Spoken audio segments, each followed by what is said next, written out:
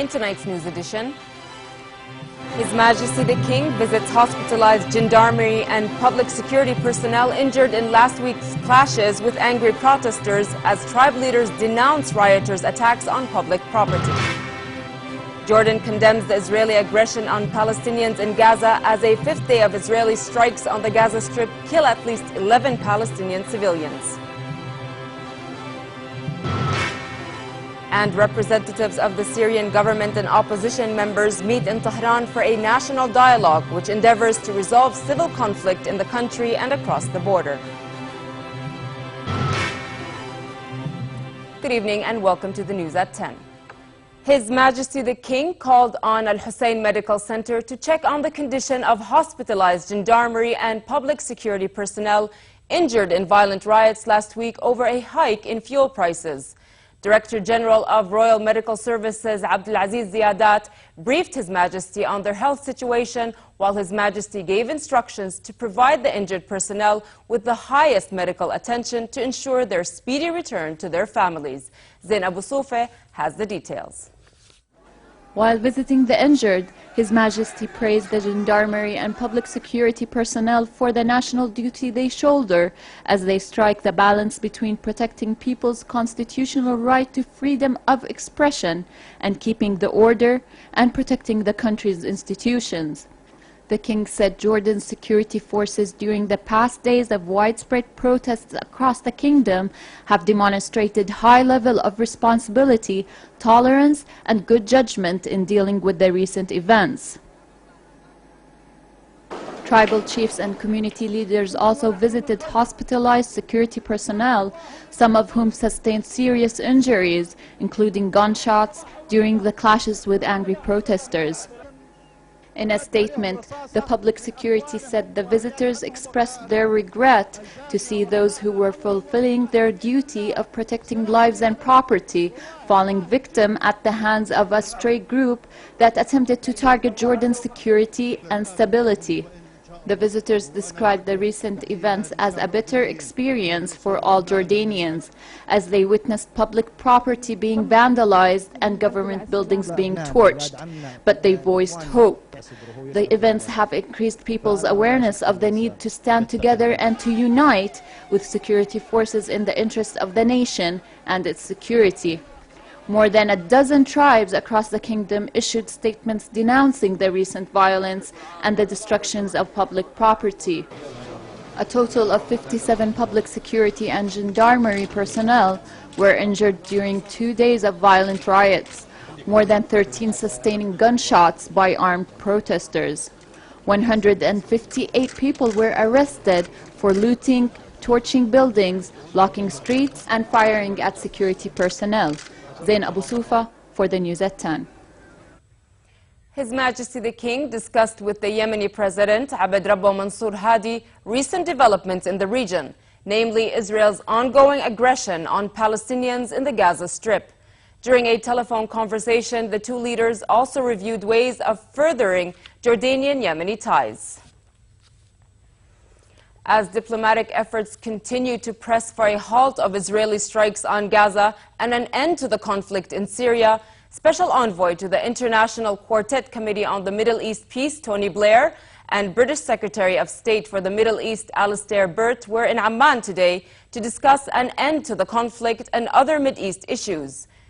During a meeting with Tony Blair, His Majesty called for intensified regional and international efforts to bring about an immediate halt to the Israeli aggression and to prevent a military escalation. He said an escalation would only hinder peace efforts and pose a serious threat to the security and stability of the entire region. Furthermore, His Majesty said a continued onslaught would increase the suffering of Palestinians in the Gaza Strip, who are already facing difficult humanitarian conditions under Israeli siege. The King also stressed the Quartet's role in restoring momentum to peace negotiations as a step towards finding a just and lasting settlement to the Palestinian issue based on the two-state solution. Separately, His Majesty met with the British Secretary and discussed with him regional developments, namely the crisis in Syria.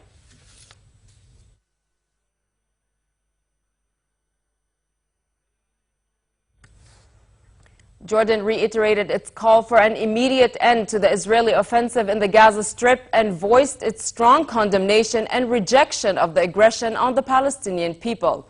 State Minister for Media Affairs and Government spokesperson Samih Ma'aita said Jordan is exerting diplomatic efforts led by His Majesty the King and is using its good relations with the international community to end the Israeli aggression. In parallel and under the directives of His Majesty, Jordan's military field hospital in Gaza is receiving a boost in capabilities to better serve the needs of Palestinians during these times. The government spokesperson called on world powers to assume their responsibility in protecting Palestinians and ending the Israeli onslaught, which he said could have grave repercussions on the entire region. On the fifth day of Israel's onslaught on the Gaza Strip, Israeli airstrikes killed at least 11 civilians today as one Hamas salvo evaded Israeli Iron Dome and wounded 2 people. According to Israeli police, the salvo struck a house in the capital city of Ashkelon. 2 other rockets fired from the Gaza Strip were intercepted and no casualties or damages were reported. Meanwhile, Israel is giving signs of a possible ground invasion of the enclave as the next stage in its air and sea offensive. Radibtush has more. Israel's military assault on the Gaza Strip continues for the 5th straight day, this time bombing media buildings and other targets. 6 journalists were wounded and facilities belonging to Hamas's Al-Aqsa TV as well as Britain's Sky News in Gaza City were heavily damaged. An Israeli military spokeswoman said the strike targeted a rooftop transmission antenna used by Hamas to carry out terror activity. The first building was attacked at approximately 1:30 a.m. It was a media building. This media building had an infrastructure of Hamas electronics, communications on the roof.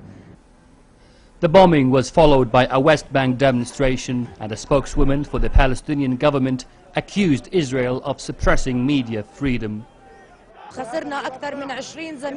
We lost more than 20 colleagues in past years because of the Israeli occupation. Today the message is clear against the freedom of journalism and opinions.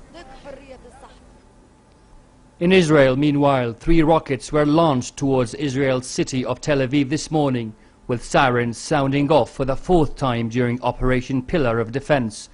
The anti-missile Iron Dome intercepted 2 rockets, while another one landed in an open field. Hamas claimed responsibility for the attack. The Israeli Defense Forces reported that more than 600 rockets were fired towards Israel, mainly to its southern communities, since the operation began, with Iron Dome batteries shooting down 243 of them. With rockets from Gaza reaching Tel Aviv, the Israeli cabinet approved drafting 75,000 reservists and mobilized forces towards the Gaza Strip, allowing Israeli Prime Minister Benjamin Netanyahu to state that the operation in Gaza will continue and that the Israeli army is currently preparing itself for an expansion of the operation. By now, the army has attacked over 1,000 targets in the Gaza Strip, and it is continuing its operations as we speak. It is achieving significant hits on weapons aimed at Israeli citizens, as well as on those who use these weapons and those who dispatch them. We are exacting a heavy price from Hamas and the other organizations, and the army is prepared for a significant expansion of its operations. Over the past 5 days, the 500 rockets fired from Gaza on Israel caused the death of 3 people and wounded dozens. In the Gaza Strip, 51 Palestinians, including more than 16 children, were killed. These are 2 of the children killed in the Israeli attacks in a funeral procession through the streets of Beit Lahia in the Gaza Strip. Radibtush for the news at 10. While the death toll from Israel's offensive on the Gaza Strip continues, protests persist in different parts of the world against the killing of civilians. World leaders also continue to exert diplomatic efforts to find a swift end to the conflict, calling for a de-escalation. Farah Ajlouni has the story. Demonstrations erupted in different parts of the world against the continued Israeli aggressions. Protesters gathered in front of the Israeli embassy in Tokyo to call for a peaceful resolution in Gaza as fighting continues to rage on for a 5th day. Many of the protesters present were critical of the United States' role in the controversial conflict. Japan neither says nor does anything to stop it, even though I believe they have the power to stop it through international relations or in their visits to Israel and the United States. In Lebanon, Islamists rallied outside the United Nations headquarters in the capital Beirut, declaring their solidarity with the people of Gaza. Clerks, Palestinian refugees in Lebanon, and Lebanese citizens gathered at the UN building to condemn Israeli airstrikes on the Gaza Strip. Rifat Murra, a Hamas official in Beirut, was among the protesters. Thousands of Egyptians also demonstrated in Alexandria, condemning Israeli attacks on Gaza. The protesters, mostly students from the University of Alexandria, burned the Israeli flag. Meanwhile, world leaders are calling for a de-escalation of the military operations. During a state visit to Thailand, US President Barack Obama insisted that Israel had the right to defend itself, but said it would be preferable to avoid an Israeli ground offensive in Gaza. There's no country on earth that would tolerate missiles raining down on its citizens from outside its borders. So we are fully supportive of Israel's right to defend itself from missiles landing on people's homes and workplaces and potentially killing civilians. In Jerusalem, Israeli Foreign Minister Avigdor Lieberman and French Foreign Minister Laurent Fabius met to discuss the situation in Gaza. The President of the French Republic asked me to come here today because we are in an urgent situation. What's happening in Israel and what's happening in Gaza is very serious. There is death, injuries, there is escalation, and we think that the war must eventually end, and maybe will end. Et nous pensons que la guerre doit être évitée et peut être évitée. The Arab League and heads of states are working intensely to try and resolve the crisis swiftly before it escalates further and claims more victims and more civilian lives. Yesterday, Arab League members convened for an emergency meeting in Cairo and concluded with several recommended courses of action, including cutting ties with Israel. As a first step, they decided to send a ministerial committee to Gaza. The League called for the siege on Gaza to be lifted through the opening of passages to Egypt. And in Gaza, UN Secretary General Ban Ki-moon toured a number of sites bombarded by Israeli strikes before traveling to Cairo tomorrow for talks with the Egyptian president. The repeated violence felt by Palestinians and Israelis is a mark of collective political failure. Meanwhile, and until world leaders manage to prevent an imminent war in the Gaza Strip, the sounds of sirens continue in Tel Aviv and Jerusalem, and more civilians, including children, are killed in Gaza. Faraj Louni for News at 10. And clashes also erupted across the West Bank for the second day today as Palestinians took to the streets to protest Israeli airstrikes on Gaza. In the city of Nablus, several protesters were reportedly injured after Israeli soldiers fired tear gas to disperse the crowds, while others were arrested by Israeli soldiers. Red Crescent ambulances arrived to help some of those injured. Back here at home, the cabinet approved a draft law on restructuring public institutions and referred the draft to the Legislation Bureau. The Bureau will post the draft law on its website to receive comments on its articles. The law follows a cabinet decision to merge certain ministries, restructure some agencies, and abolish a number of independent institutions. The measure was taken with the aim to raise government performance and introduce spending cuts, all in a bid to decrease budget deficits. And over to the Syrian crisis, and representatives of the Syrian government and opposition members met in Tehran for a national dialogue which endeavors to resolve civil conflicts in the region. The meeting included about 200 political representatives from Syrian ethnic groups, minorities and opposition factions, along with representatives of the Syrian government and parliament. Iranian Foreign Minister Ali Akbar Salehi said the meeting can be considered a major step to move out of the current crisis in Syria. Salehi said he believes that today's conflict in Syria have been imposed by hegemonic powers on the Syrians. He said that Iran supports any measures which lead to the restoration of tranquility in the Middle East. Meanwhile, Israel fired artillery into Syria in response to gunfire aimed at its troops in the Israeli-controlled Golan Heights. There were no reports of casualties among Syrian soldiers. The Israeli army said there were no reported injuries on the Israeli side from the shooting, which occurred yesterday. The incident is the third in what is seen as a spillover of civil unrest in Syria. Israel's chief military spokesman, Brigadier General Yoav Mordechai, said Israel is trying not to be dragged into battles between Syrian government forces and rebels.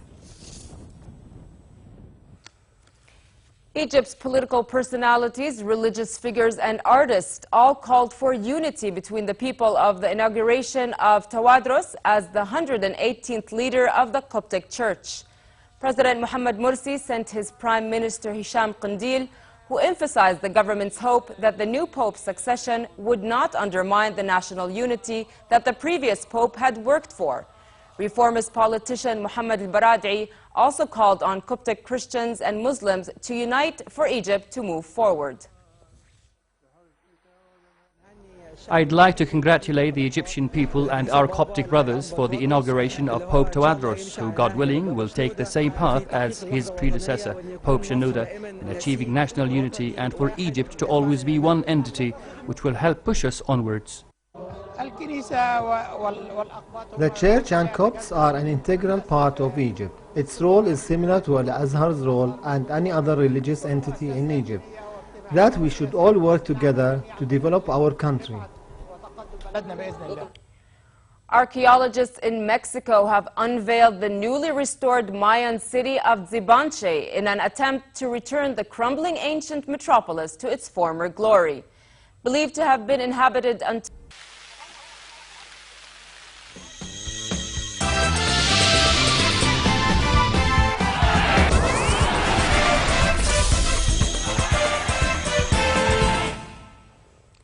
The London Organizing Committee of the Olympic and Paralympic Games officially handed President of the Brazilian Olympic Committee, Carlos Nuzman, the symbolic baton as discussions about the planning of the Games began.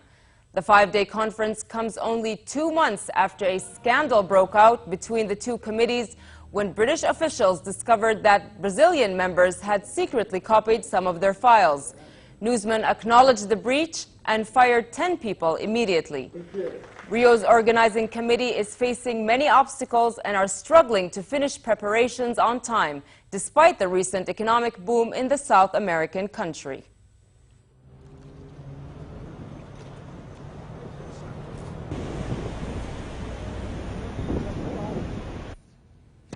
World number 5 David Ferrer cruised to a 6-2, 6-3, 7-5 win over Thomas Berdych to put defending champion Spain level with the Czech Republic at 2-2 in the Davis Cup final.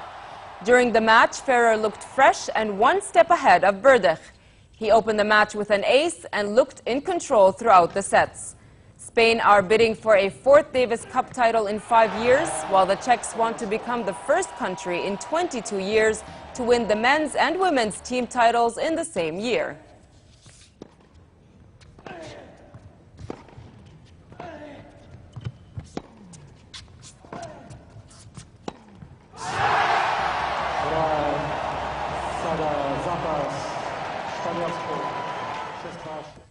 Finally, to the weather outlook, it continues to be relatively cold and partly cloudy tonight with a chance for local rain showers, mainly in the eastern regions.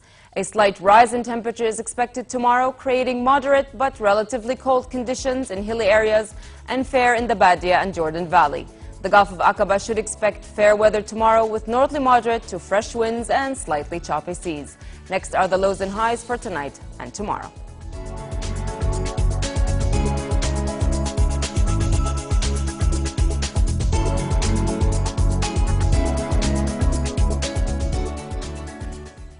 To end the news, here's a reminder of our top stories.